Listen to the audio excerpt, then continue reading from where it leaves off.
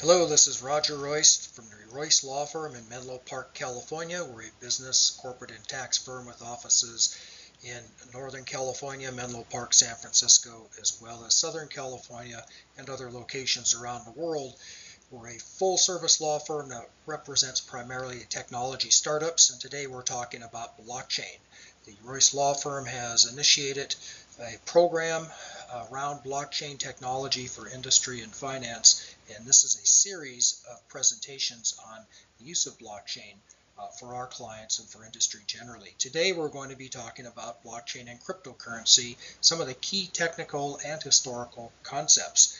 If you like what you hear and if you want to learn more, go ahead and click on the link, go to the Royce Law Blockchain Initiative webpage, and you can find articles, video, presentations, and slides. So if you listened to our last presentation, you probably heard us talk about what we call the evolution of the trust protocol, the comparisons to moving from double entry accounting to triple entry accounting and blockchain, how the financial crisis really enabled cryptocurrencies and gave it the push that it needed to get into the market. And we talked a little bit about some of the newer applications, Ether, DApps, smart contracts, etc.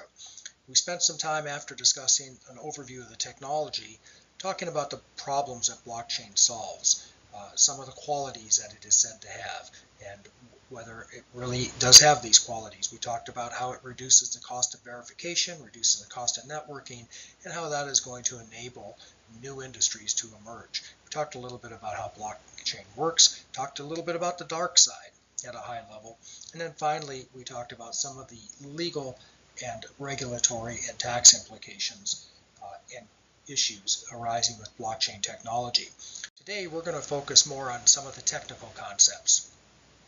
Cover at a high level cryptography, which we touched on during the last presentation, the peer-to-peer concept, verification, what proof of work is, how it compares to proof of stake, how digital currencies work, the difference between a permissioned and permissionless blockchain, a little bit about Ethereum, smart contracts, and DApps, and of course what the future holds for Web 3.0.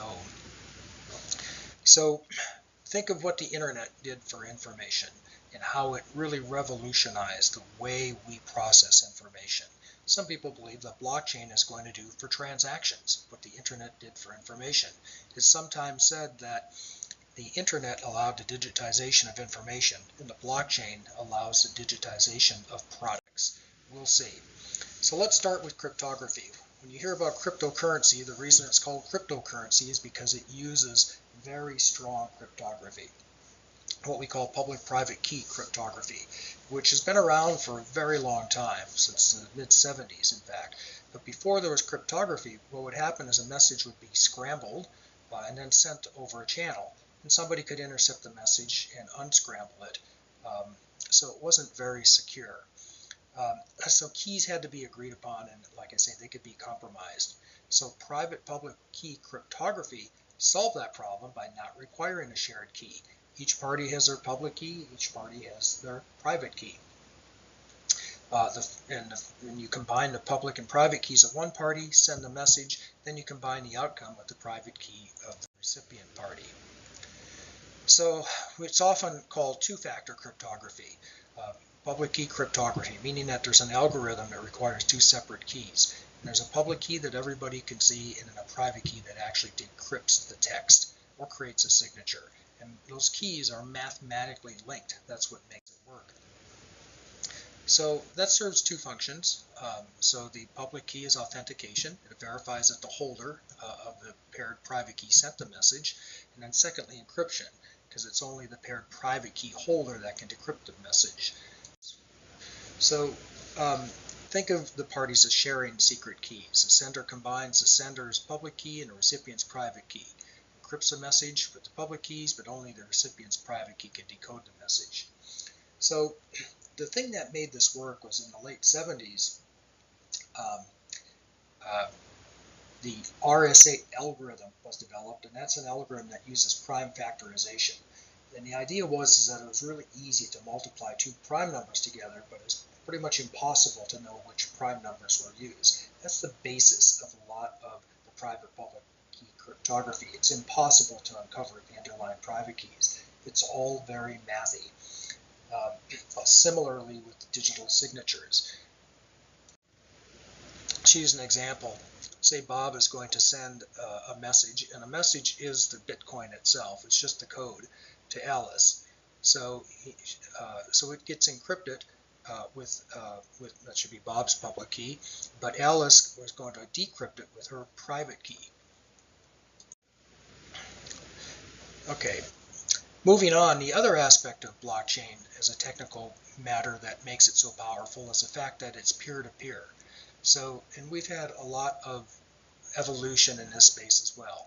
We went from the intranet to the internet, a client-server model where information was simply sent from the client to the server, to centralized servers where it flowed from server back to client.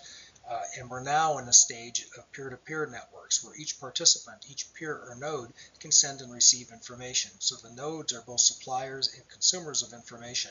So here's some applications that we talked about in the last lecture. Early applications, Napster, sharing music on different peers or different nodes or different computers that have music on the network. BitTorrent does the same thing with file sharing. So this is an example of the difference between a centralized, decentralized, and distributed ledger. You can see in a centralized version we have one central authority where information flows. In a decentralized system we have several central authorities that information still must flow through. But in a truly distributed ledger or system, it's all peer-to-peer. Each node communicates with each other one. So digital currency is a topic today, and in its simplest form, it's simply money balances recorded electronically, and that's been around for a long time. It's been around since the 90s with DigiCash, which was a digital currency. It was a central, however, they had a central clearinghouse, so it wasn't peer-to-peer, and that's the reason that it really did not take off, and the reason that it failed. The cryptocurrency today, it uses strong cryptography, public-private key, to secure the transactions, but uses cryptoeconomics to control the supply and to verify the transactions. And that's what the earlier models did not have. So over the last 20 years or so, the digital currency to cryptocurrency movement has really been driven by a relatively small group who were very concerned about the fact that there's a lack of privacy in financial transactions, that government really controlled financial transactions and currency, and they came up with these cryptographic tools that could preserve privacy, and they also wanted to democratize the access to information with some forms of anonymous cash. And this started as far back as 1983, and the first idea was launched in 94 through DigiCash. So a lot like Napster and BitTorrent, they would rely, or a lot like Napster, DigiCash used a central clearinghouse. So what we have to, and that's why it failed in '98. When the clearinghouse failed, DigiCash failed. But today we have peer-to-peer, so we don't have that central clearinghouse, and that is how cryptocurrency has solved that problem. So modern cryptocurrency has to accomplish three things. It really has to control the supply of the currency, it must keep a record of the transactions, and it really has to be decentralized. And we've seen why through the DigiCash experience. So how does it control the supply? Well, that's all autonomous. That's programmed into the underlying software. So, and the reason the supply has to be controlled is to avoid devaluation. Bitcoin, for example, the software programs how much Bitcoin is going to be in the supply. It also has to prevent the creation of unauthorized funds. That's another aspect of controlling the supply. And finally, it has to avoid what we call the double spend problem that we'll talk about. So Bitcoin is probably the most famous and most wide used example of cryptocurrency, introduced in 2008 by Satoshi Nakamoto, which is not a real person, or maybe it is, who knows. And Bitcoin combined cryptography, peer-to-peer networks, and digital signatures to create this shared database. And that is really the essence of Bitcoin. It's a network of computers that's going to validate and maintain a record of the transactions. Software is going to control the supply, and a consensus mechanism is going to coordinate validation. It's an open protocol, meaning anybody can get online and create their account and send and receive Bitcoin. And Bitcoin is usually managed through what they call hot wallets. That's a lot of it, which is online, or cold wallets, which are offline. But wallets help manage these Bitcoin accounts. So let's take a look at a typical Bitcoin transaction. So Alice has a Bitcoin wallet with an address. The address refers to a balance in Bitcoin. Bob creates a new Bitcoin address for Alice to send the Bitcoin to. Alice tells her Bitcoin client to transfer 3 Bitcoin to Bob.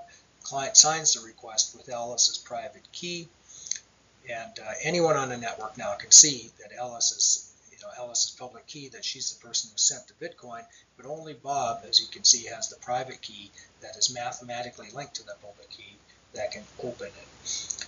So the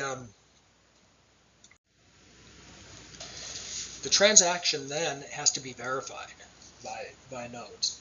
And so when it's first transmitted to the network, it gets verified by all of the Bitcoin nodes that are available. And if it and what that means is they will just verify that that Alice sent that Bitcoin to Bob.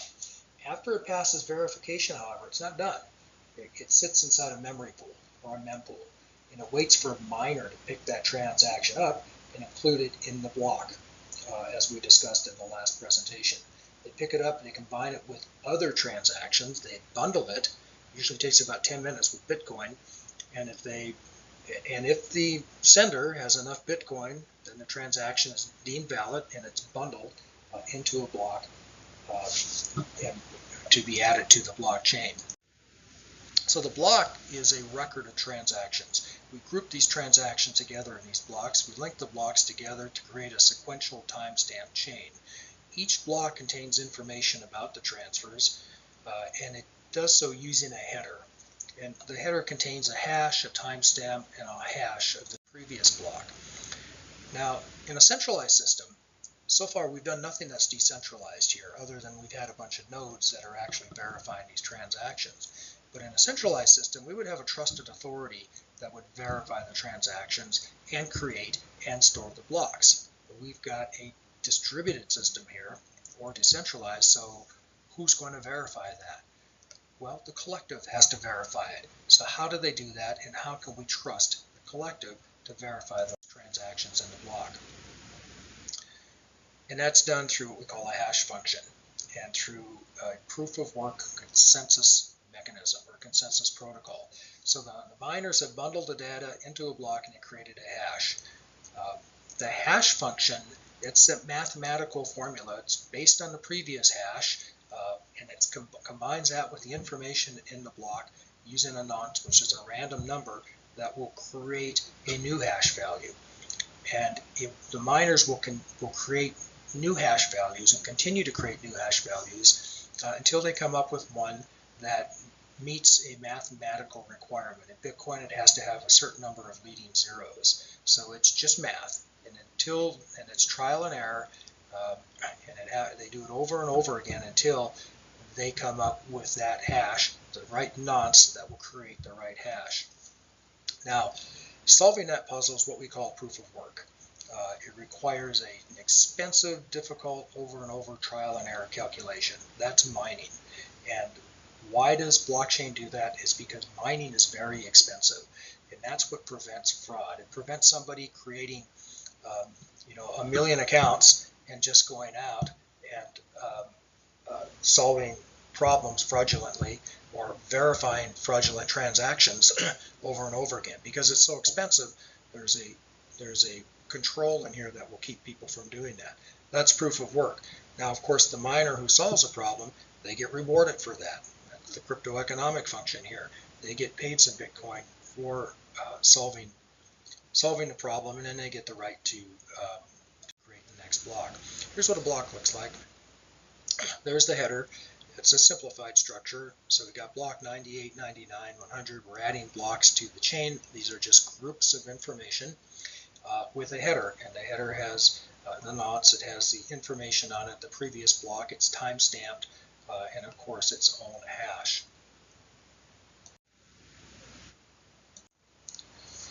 So you might have noticed a reference to something called a Merkel tree in that block. And the Merkel tree is a mechanism for allowing verification of the data or the information in the blockchain without having to go through the entire original set of transactions. So each transaction, as I mentioned, is hashed. And in a Merkel tree, you'll see there's the data blocks. It gets hashed again. And it gets hashed again and again and again. We just combine and pair these transactions, then we pair these hashes. And we continue to hash, which again is just taking this information that's of an indeterminate length and turning it into a string of code or numbers that is of one determinate length. And that's the signature for that information. And it continues the hash until we get to a root hash. And the idea is that if you were to change any one thing, any one piece of that information, it would basically change everything in the Merkel tree. They call it a Merkel tree because it looks like a tree, and it's actually developed by someone named Merkel. Okay, proof of work. Proof of work is this concept that we talked about where it's just computationally costly for network users to validate transactions. And remember, the reason we do that is basically as a mechanism to prevent fraud, to prevent somebody from really, think of opening a million email accounts. You know, you could open a million accounts on the blockchain. It's anybody can access this. And then somebody could theoretically have a majority of all the accounts. So that would not be a very good consensus mechanism. However, if in order to have the right to validate transactions was something more than just having the most number of accounts or having a majority, but instead having the most computation power, well, that's very expensive. That requires computers, requires power, electricity, etc. So it's very costly to validate. You don't want people validating that are acting non-fraudulently, and then they get rewarded for trying to help validate the transactions because there are block rewards and transaction fees. And the reward is to incentivize people to help validate these transactions. So the 51% attack. So theoretically, however, you can see that if you got 51% of the miners together, they could theoretically collude to approve false transactions because they would then have 51% of the computing power. It's said no one has that much computational power, and it's very expensive to create these extra nodes to mine. But that is an assumption that is sometimes tested as people create these pools, these mining pools, and gather their power. Consensus algorithms, that's proof of work. There are other systems. One that's very popular is proof of stake. And instead of having the party with the most computational power given the right to approve a blockchain, we just have a party put up a stake or put up a deposit, in effect, that gives them the right to validate. And if it turns out that they're mistaken or inaccurate or fraudulent, they lose their security deposit. That's what keeps them honest, rather than the high cost and energy use that's required to validate under proof of work. You know, there are some other concepts. Delegated proof of stake. That's where the consensus is basically determined by elected delegates rather than people who put up a deposit. They're simply delegated. And then there's another system, it's kind of interesting, called the Algorand, which is just randomly selects. It's like putting a bunch of names into a hat and pulling out the names of the writers who are going to be able to validate the transactions. So let's talk about forks and double spends. So the thing about digital currency that makes it way different from paper or coin is that it can be easily copied. It's just code. It can be copied. It can be used again and again. And so what prevents Alice in this case from sending the Bitcoin not only to Bob but to somebody else? So for example, in our example, we had Alice giving Bob some Bitcoin. We had this strong cryptography, so we know that it really came from her, and Bob has the private key to open it. But suppose she transfers that same code to Matthias here. That's the double spend problem. A good, strong cryptocurrency system has to be able to solve the double spend problem and prevent someone from who made a purchase from reusing the same token to purchase again. So in blockchain, visualization, this is how it looks. You can see each block here gets, transactions get added to the block, it gets validated, gets linked to the next block, gets linked to the next block. All of a sudden we got a double spend. Now Alice has sent this message to Bob down here in block B and to Matthias up here in block A. Who wins? Well, think about it. In a traditional currency system, the person who got paid first would win, right? If I wrote 2 checks and I didn't have enough money to cover both of them, the person who went to the bank first would be the person who gets paid, and the person who goes second is out of luck. The blockchain operates sort of like that, and it uses this concept of just picking the longest chain with the idea that the longest chain is going to be the chain that is probably earliest. So that's the concept in the blockchain. And all of the other blocks in the chain, all of the other chains will eventually be invalidated. So whoever accepted the currency from Alice second, I hope they haven't delivered whatever the product was they're going to deliver until they verify, until they wait it long enough to know that they're going to be in the longest chain and there are no forks. They say you should wait about 6 blocks before you actually deliver, and that takes about an hour if you figure that each block in Bitcoin takes about 10 minutes to process. So theoretically, you would get the Bitcoin, deliver the product an hour later. That's when you can be sure that your Bitcoin transaction is not going to be invalidated. Let's talk a little bit about permission and permissionless networks. Permissionless is what I've been talking about so far. That's where anybody in the world can be a node. They can get on the system. It's public ownership. It's open and transparent. It's what we call trust-free because it relies entirely on the technology. And because there's so many people, it's slower. As we said, a Bitcoin transaction takes about 10 minutes. It's also what sometimes some people call illegal. It's not illegal, it's just illegal. It's really hard to regulate. It's public, it's out in the system, out in the cyberspace, so it's very hard to control and regulate. A permission system is much different. Permission, you have fewer members, you only let people in, it's private that you want to allow in, and since there's fewer participants, it's faster. However, there is an element of trust because you're letting you're controlling who can come into the system. And once you know who's in the system, it's much easier to regulate. So we'll call that something that's legal. It's not legal as opposed to being illegal, just legal that it can be more easily regulated. By the way, most of the new systems we're seeing, when you see applications of blockchain in industry, it's probably a permissioned blockchain. Ripple, for example, is a permissioned blockchain. And Ripple is a protocol that facilitates the exchange of currencies. So you can very easily and quickly trade one currency for another. The way it works otherwise is that the currency has to be traded for other currencies until you can finally, get the currency that you want, and that can take a very long time, and the transaction costs can be high. Ripple tokenizes that, so your token represents a currency, and it can be traded almost immediately. How do you validate these transactions in Ripple? It's through a trusted subnetwork. It's permissioned, so it's not the public network, but a subnetwork of people who use it. It's much faster that way. So Ethereum came along after Bitcoin. The problem with Bitcoin is that it really didn't do a whole lot. It transmitted messages. That's really all it could do. Now there were some applications that built on top of Bitcoin that we'll talk about, but Ethereum is its own separate blockchain, and it really has 2 things. Think of Ethereum as being Web 2.0 on top of Web 1.0. So if Bitcoin is the internet, then Ethereum is applications on top of the internet, or at least the technology that allows that.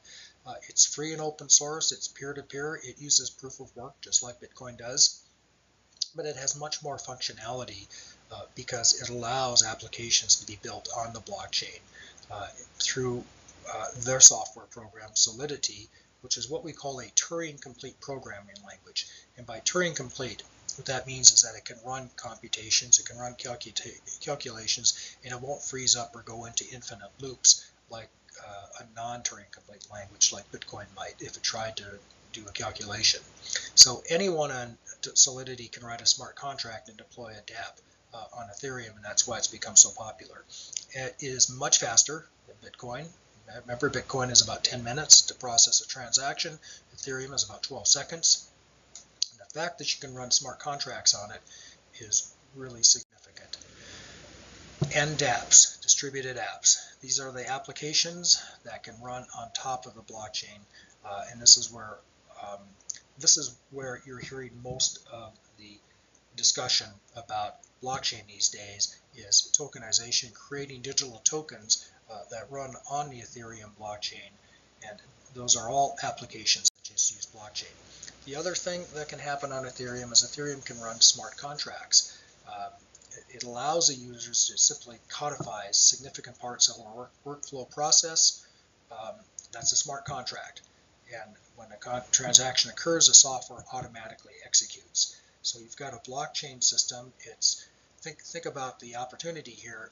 It's low cost of verification. It's low cost of networking. It's automated, somewhat autonomous, because it can run these smart contracts. So Ethereum is really two accounts. One is what they call the external account, and that's just like Bitcoin. It uses private public key cryptography, and it allows the sending of messages called Ether back and forth.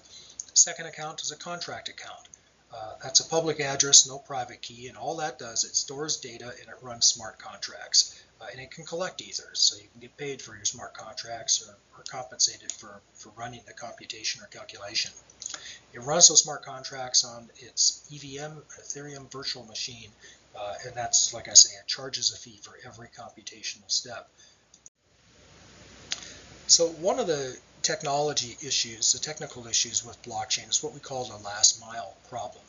And you've heard me talk a lot about how the technology works, and that's all taking place in the digital world, right? And I said at the beginning of this talk that the great thing about blockchain is, whereas in the internet digitized information, blockchain is digitized products. Well, how exactly has that happened? Because all we've seen so far is digital representations in an online digital world. Haven't seen any products move, and that's the last mile problem. We have to connect those online with offline activities, and it's a phrase that comes from the telecommunication industries, and it's usually the most difficult part of the system, solving the last mile problem. Well, that is something that is done with other types of technology, usually IoT technology, scanners. We're going to go through some examples here in future lectures of exactly how that happens. But for now, just picture that we've got a way to scan, code, or otherwise identify a real-world service or product, and the blockchain then tracks it throughout the supply chain and throughout the transaction history. So we're at a place now where we started with really Web 1.0. We're now on Web 3.0. Is kind of how I look at blockchain. It is an example of Web 3.0. Web 1.0 is slow, it was read-only, it's very centralized. We had lots of fights over the content, who owns it, and where is it stored. If you wanted to search, you'd use directories, and the entry cost was very high. 20 years ago, it was very expensive to get into an internet business. You had to make an investment in capital and software development, etc. And really what you found is a lot of forms. It was very form-based. Web 2.0 came along and revolutionized everything. Very community-focused. Content could be shared. The entry cost, the biggest thing is that it reduced the cost of entry because of the applications that were placed over the internet.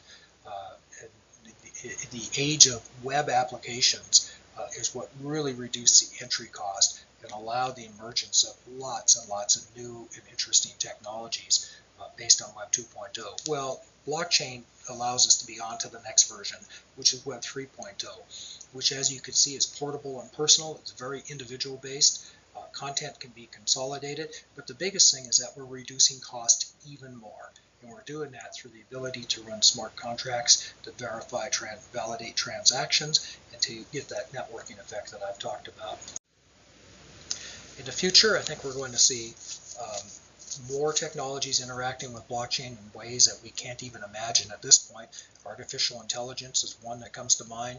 Internet of Things is another one that's currently being used with blockchain to enable and power that technology. And as I said, as the costs of a lot of these transactions go down, there are industries that we haven't even seen before that are now viable, and we'll see if they'll take off. It's much like how 30 years ago we couldn't have even envisioned a Google or a Facebook or a lot of the industries that exist today because the cost of those would have been so high. Well, that'll be the future for us because of blockchain. We can't really even envision right now the types of industries that we're going to have once we reduce all these costs. So the next talk that we have, if you're following along, we're going to talk about some of the business economics of blockchain, how it's going to shape innovation in different industries, what its value is, how companies can determine if there's some strategic value for them in blockchain, and how they can take an approach in developing blockchain strategies. So this is Roger Royce. I'm with the Royse Law Firm. This is a discussion as part of our Royce Law Blockchain Initiative. So please log on to our website and subscribe, follow us, and access our content if you like. Thank you very much.